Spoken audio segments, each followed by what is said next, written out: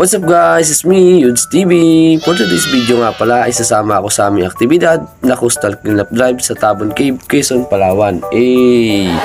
At ngayon nga ay kakauwi ko lang galing sa kapilya at nag-unat-unat nga pala muna ako para ma-stretch naman ang aking mga buto.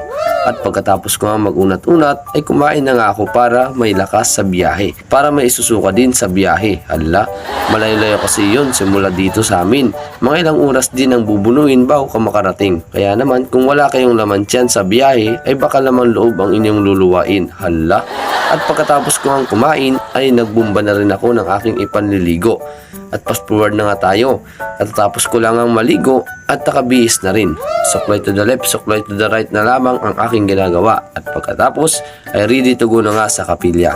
At sinundo na nga ako ni paring Mandy at lumakad na din ako papunta sa kapilya para manalangin muna bago aalis. Malayo kasi ang biyahe at hindi namin alam ang mangyayari. At fast forward na nga tayo at tatapos na nga pala namin manalangin dyan at ready to go na nga kami. At ayan nga ang aming sasakyan papunta roon. Shoutout nga pala kay Carix Arellano. Salamat at sinamahan niyo po kami. At ayan nga, bago kami umalis ay dumaan muna kami sa gasoline station para magpabulkit. At pagkatapos ay bumiyay na kami papunta sa aming pupuntahan. Hala. At syempre hindi pwedeng malimutan yan. Shoutout nga pala sa mga kasama ko dyan.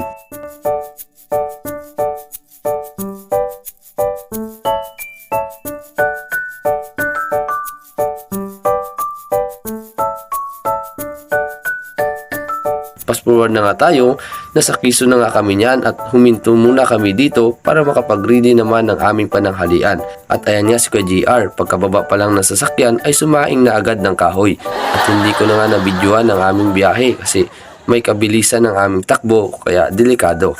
Double fight nga pala ang aming tanghalian dyan. Kaya naman kumuha na kami ng dahon ng badyang para habang kumakain ay kumakamot. Hala. At ayan nga si Kuya B-Boy naglitsyon na nga ng kawali. Hala. At pagkatapos nga ay niready na nga namin ang aming mesa at ayan nga si Kabady nagbukas pa ng buko na may buto. At pagkatapos pakunti-kunti na nga namin nilalagay ang mga didigmain at pakinggan nyo nga ang palatastas ni Master G. Alam niyo ba yung laman ng shells? Ito ay isang uri ng crab. At fast forward na nga tayo, nagsimula na kami niyan dahil gigil na kami sa kanin niyan. At ayan na nga, pagkatapos namin kumain, balang-balang na nga si paring Mandy. At ayan nga ang resulta. Pati ang dahon ng saging ay nabawasan na. At syempre dahil mahuli taya ang labanan, ayan nga si Kuya GR, sorry nahuli ka kuya. At fast forward na nga tayo ulit, muli na naman nga kami nagbiyahe papunta naman sa Tabon. Pero bago nga pala kami niyan nagbiyahe ay dumaan muna kami sa kapilya para matipon lahat ng pupunta sa Tabon at para mabilin kami ng lahat ng aming gagawin. At kasunod nun ay muling nanalangin bago sabay-sabay na nagbiyahe papuntang Tabon. At pagkarating nga namin sa Tabon ay pumasok muna kami sa pinakamuseum niya para dito ay i-orient naman kami sa mga rules and policies nila dito sa Tabon. At pagkatapos nga isinimulan na rin namin ang aming activity, ang coastal cleanup drive.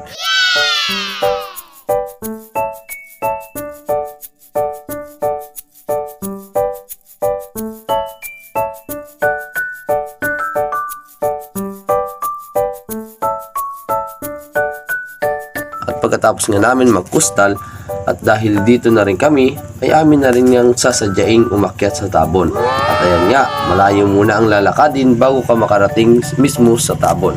Pero nakaka-enjoy naman ang mga view. Hindi mo rin mararamdaman ang pagod dahil sa dami mong nakakasabay. At ayan na nga, nalagpasan na rin namin ang walang hanggang tulay ng Tabon. At narito na kami at papasok na rin sa loob. At pagkatapos ay umakyat na nga ako niyan at wala nang patumpik-tumpik pa, boom karaka-raka dahil baka dito ko makikita ang mga Dragon Balls. Hala. At hanggang dito lang nga pala kami niyan pinaakyat. At bawal na sa taas dahil bawal ang libre. Pero sulit na rin niya kahit hanggang dito lang kami dahil kita mo na rin ang ganda ng view ng karagatan. Hala. At pagkatapos nga ay bumaba na rin kami at pauwi na rin. At dahil lubat na rin nga ako guys, hanggang dito na lang ang video na to. Salamat sa inyong panonood. Paalam!